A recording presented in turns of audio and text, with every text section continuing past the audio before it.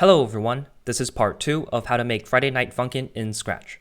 In this tutorial, I'll finish up the player and CPU arrow sequences and make it so that the player arrows can actually be triggered by the arrow keys. I'll also add specific costume changes for the player and enemy sprites when a note is hit or missed. If you haven't seen part 1 yet, check it out, link is in the description below. Anyways, let's get started. So first off, this is our game with sound. And actually, I want to first fix the enemy arrows because I want the arrows to disappear once they overlap with the gray arrows instead of once they go off the screen. So to fix that, let's go inside of the arrow sprite. And right now, all of the arrow clones are being deleted once their Y position is greater than 180. However, we want the enemy arrows to be deleted once their Y position is greater than the CPU arrow start Y, which is the Y position of the gray arrows. So to do that, we have to first create a variable to let us know whether the arrow is an enemy arrow or a player arrow. So let's create a new variable, and I'll call this something like isPlayerArrowClone. And then let's select for the sprite only, and click OK. And we also want to create another new variable, and call this something like isPlayerTurn. And then for this one, let's keep it for all sprites, and then click OK. And under this, when it starts a clone, let's set isPlayerArrowClone to isPlayerTurn. And then over here, under the switch to CPU sequence, let's set isPlayerTurn to no, because this is the CPU's turn. And under the when I receive player sequence, then let's set isPlayerTurn to yes, because this is the player's turn. All right. So now, all of the arrows created under the enemy's turn will have isPlayerArrowClone equal to no, and all of the arrows created during the player's turn will have isPlayerArrowClone equal to yes. Alright, and now let's create one more variable, and I'll call this something like ArrowCloneMaxY, and then let's select for the sprite only, and click OK. And for this variable, let's grab an if-else, and let's check if isPlayerArrowClone is equal to yes, which means that the arrow is a player arrow. Then let's set the ArrowCloneMaxY position to 180, which is our number over here. Else, if the arrow clone is an enemy arrow, then of course we want the enemy arrow to stop at the Y position of these gray arrows. So let's set ArrowCloneMaxY to CPU arrow start Y. And this variable name might be a bit confusing, but this is just the Y position of these gray arrows. All right, so let's drag this under this set ArrowCloneMaxY block, and let's drag this if else before the repeat until. Okay, and lastly, we want to replace this 180 with the ArrowCloneMaxY.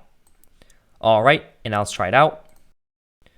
So now, as you can see, the enemy arrows stop at the gray arrows. However, the player arrows stop once they reach the edge of the screen. However, one thing I do see is that the enemy arrows sort of stop a bit above of these gray arrows. So to fix this, let's actually just go to operators and grab a minus operator and drag this CPU arrow start Y on the left side and subtract the arrow move speed. And then let's drag this back. And now the enemy arrows should overlap perfectly with the gray arrows, like so.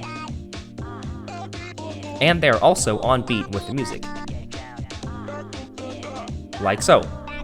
Alright, cool. Now that we have the enemy arrows down, now we want the player arrows to be triggered over the gray arrows once an arrow key is pressed. So to do so, let's go over here, and let's go to Control, or actually Events, and let's drag a when space key pressed block, and instead of space, let's do when up arrow key pressed, and I'm going to go to Variables and create a new variable, and I'll call this key pressed, and then for this one, I'll leave for all sprites, and then click OK. And once the up arrow key is pressed, let's set key pressed to U, or whatever you have over here for the arrow directions. So in this case, up is equal to U, And then let's go to my blocks and create a new block. And I'll call this something like check hit player arrow, and then click OK. And let's drag the check hit player arrow under the set key pressed. And lastly, let's go to control and drag a wait until, go to operators, not key up arrow pressed. All right, and now let's do the same thing for left, right, and down arrow keys. So I'm going to right click and duplicate this and change this to down arrow, and also add the right arrow and left arrow keys. All right, and lastly, I also want to change the key pressed and wait until blocks for all of these three messages. So for down arrow, that would be D, and for right arrow, that would be R, and left arrow would be equal to L. And for down arrow, let's change this to wait until not down arrow pressed, and then right arrow, and then left arrow. All right, cool. So now pretty much once we press an arrow key, then the key pressed variable will set the direction of our arrow key pressed. All right, and now inside of this check hit player arrow block, we want to check if the arrow is within the range of the gray arrow sprite, and if it is, then we want to make the player successfully hit the arrow. Otherwise, if it's out of the range of the gray arrow, then we want the player to miss the arrow. So first off, inside of this block, let's go to control and drag in if. And first off, we have to check if the arrow is a player arrow. So if is player arrow clone is equal to yes. Now let's go to operators, drag in and drag this on the left side. And inside of the and, let's check if the key pressed variable, which we set when we press an arrow key, is equal to the direction of the upcoming player arrow. And right now we don't actually have a variable for that. So let's create a new variable, and I'll call this something like arrow clone direction, or just dir for short. And let's select for the sprite only and click OK. All right, and now inside of the add arrow block, we want to set the arrow clone direction to the arrow direction variable inside of this add arrow block. So let's drag this inside of set arrow clone direction, and I'll just put this somewhere before the wait until block. All right, now that we have the direction of all of the player arrows, now we can check if the key pressed is equal to the arrow clone direction, and then we can drag this inside of the if. All right, and now inside of this if statement, let's go to control and drag in if else. And now with this if else, we want to check if the arrow key was pressed on time. So first off, we have to create a new variable, and I'll call this something like max arrow y distance amount. Okay, and then for this one, I'll leave it for all sprites and click OK. And this variable will pretty much decide how far can the player arrow be from the gray arrow to still be considered a successful hit. So actually, let's set this inside of the stage, and let's just set the max arrow y distance amount to, let's say, the arrow move speed times 3. So let's drag arrow move speed and go to operators, grab it times, and multiply it by 3. And by the way, remember to put it after the set arrow move speed block. All right, and now back inside of the arrow sprite, let's drag a greater than operator and then drag it inside of the if. And let's also drag a not. And actually, let's drag the greater than inside of the not. All right, and then let's drag an abs of block and drag this on the left side. And let's also drag a minus operator and put it inside of the abs of. And on the left side of this, let's go to motion and drag the Y position block and subtract it by the CPU arrow start Y. All right, and let's check if all of this is greater than the max arrow Y distance amount. So pretty much this absolute block checks the distance between the player arrow and also the gray arrow where the player arrow has to meet. And if the distance between these two Y positions is lesser than or equal to the max arrow Y distance amount, then we want to hit the arrow. So first off, let's go to control and drag a stop all block and change this to stop other scripts in sprite and put this inside of the if. And then after that, let's broadcast a message to change the player's costume. So to do that, let's actually create a new block, and I'll call this something like broadcast costume change, and then click OK. And let's drag this under the stop other scripts in Sprite. And then after that, we want the player arrow to snap to the position of the gray arrow. So let's go to motion, and let's set the Y to the CPU arrow start Y, which is the Y position of the gray arrow. And then after that, let's add some special effects to make the arrow disappear. So let's go to control and drag a repeat.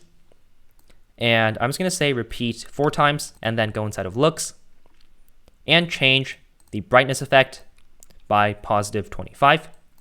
And then I'm going to right click duplicate this and also repeat 4 times, change ghost effect by 25. So the player arrow is going to increase in brightness and also fade away once we successfully hit the arrow. All right, and lastly, let's go to control and drag a delete this clone to remove the arrow clone.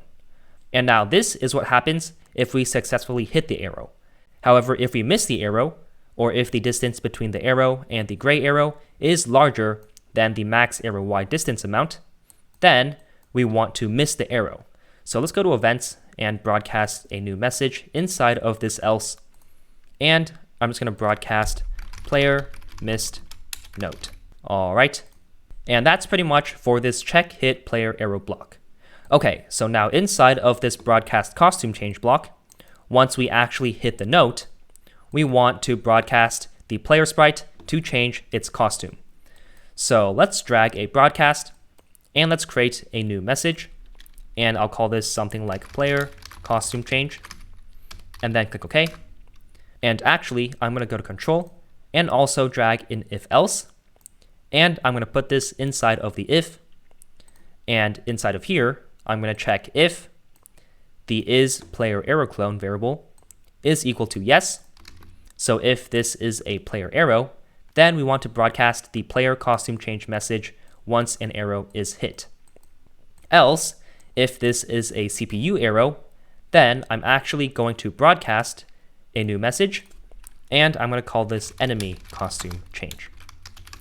Okay, but before we move on to the costume changing, let's first test if the player arrows work.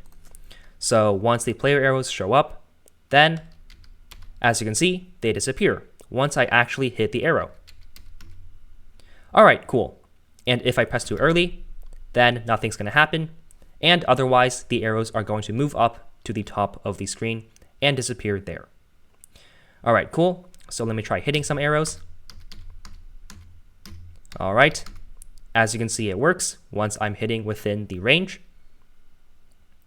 Okay. And if I hit too early, then they don't work. Okay, cool. So now I want to add the player costume changes and enemy costume changes. So to continue on with the broadcast costume change block, let's actually go over here under the when I start as a clone, and over here right before the delete this clone, I'm going to go to control and drag an if else.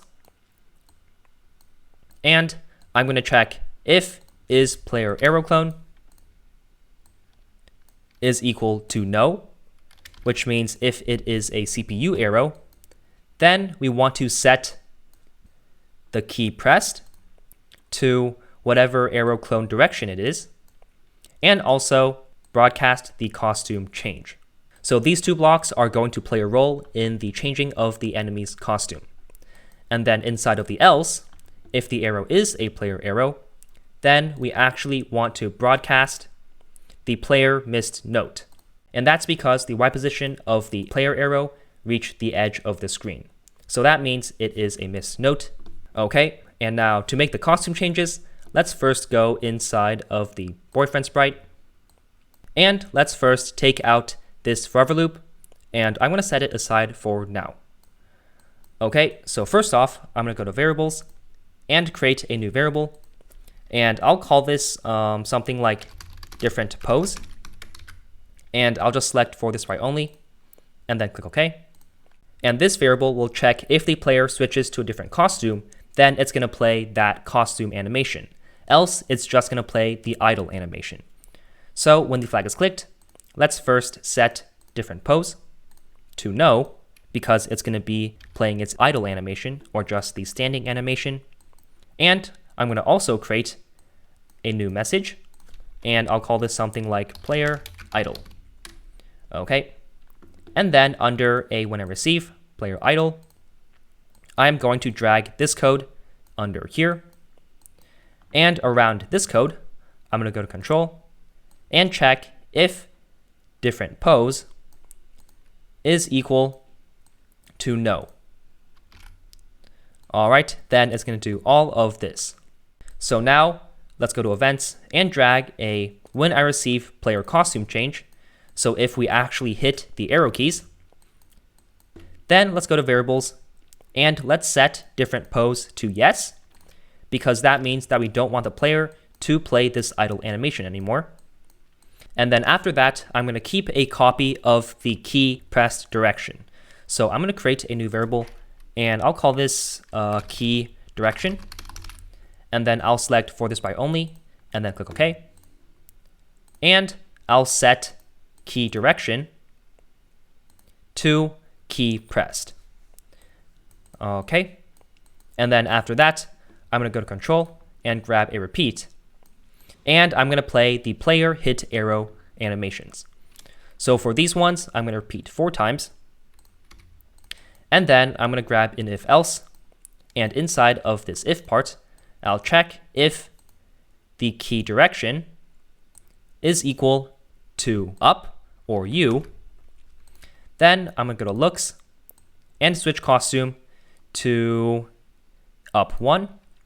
And then I'm going to go to the music extension, and I'm going to rest for, let's say, 0.15 beats, and then I will switch costume to up 2. So this is the up animation, like that. Okay. And then for the else, I'm going to right click duplicate and check if the key direction is equal to down or D. Then I'm going to do down 1 and down 2. And then I'll do the same for right and left. So R, and then right 1 and right 2. And then lastly, L for left. Oops, L, and then left 1 and left 2. And for the last one, I actually only need an if. All right. And now after this entire if else part, but still inside of this repeat, let's drag one more rest for 0.15 beats. All right, so make sure that it's still inside one of these loops, which is the repeat loop. Okay, and then after all of this, then let's set different pose back to no, which means that the player can now play its idle animation. All right, and lastly, I'm going to go to events and broadcast the player idle message. All right, so now if we try it out, then once we actually hit an arrow, then as you can see, the player switches costumes. Okay, cool. As you can see, everything works, and the player is still playing its idle animation if no keys are hit. Okay, so now we want the missed note player animations. So let's drag a when I receive player missed note. Then I'm going to first go to control and drag a wait 0 seconds block. And this block is actually important because we always want the player costume change message to run first if we ever receive these two messages at the same time.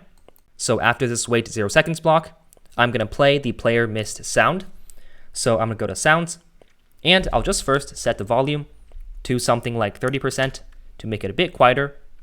And then after that, I'm going to go to control and drag in if else. And I have 2 sounds ready for the missed note. This is the first one, and this is the second one. So I'm going to play one of these at random. So I'll do if pick random 1 to 2 is equal to 1, then I will start sound missed note 1. Else if pick random 1 to 2 is equal to 2, then I'll start sound missed note 2. Okay, and then after that, I just want to copy this entire code from the player costume change and copy it under the player missed note. However, the only differences are that instead of up 1, up 2, down 1, down 2, and so on, it will actually be up fail 1 and up fail 2, and then down fail 1, down fail 2, and so on. So right fail 1, right fail 2, and lastly, left fail 1 and left fail 2. Okay, and everything else is the exact same as the player costume change message code. And actually, let's take out the repeat loop. So take this repeat 4 out and put this back in. Okay, and now we should be fine. All right, so now if you try this with sound, then if we miss, then as you can see, the player plays the miss animation and also plays a random missed note sound. Alright, cool. And this also pairs well with the player hit animations. As you can see, the player changes costumes, and the player can also miss. Alright, cool. And lastly, let's work on the dad sprite for the costume changes. So inside of the dad sprite, let's create the same variables. So different pose. And then let's select for the sprite only and click OK. And when the flag is clicked, let's set different pose to no. And also let's broadcast a new message, and let's call this enemy idle. Okay. And let's drag this forever loop under when I receive enemy idle. And we also want to check if different pose is equal to no. All right, and lastly, let's copy the code from the boyfriend sprite for the player costume change. So let's drag inside of the dad sprite. And instead of player costume change, let's change this to enemy costume change. And now everything should be the same because the enemy costume names are the same as the player costume names. And at the very end, instead of broadcasting player idle, let's broadcast enemy idle. All right, so now the enemy should now also change costumes automatically when the enemy arrow hits. And now before we try out the enemy costume changes, I actually want to add one more thing inside of the boyfriend sprite. So inside of the player missed note message, I also want to add a stop other scripts in sprite right before the if costume changes. Okay, and I also want to do the same for the player costume change message. So let's add that in. And now everything should work fine for both the player and the dad. So let's try it out. So as you can see, the enemy automatically plays its animations. And for the player, we have our miss animations. And if we actually try hitting them, then as you can see, everything works. And if we miss, then it plays the miss animations again. All right. Okay, so we played some hit and miss animations.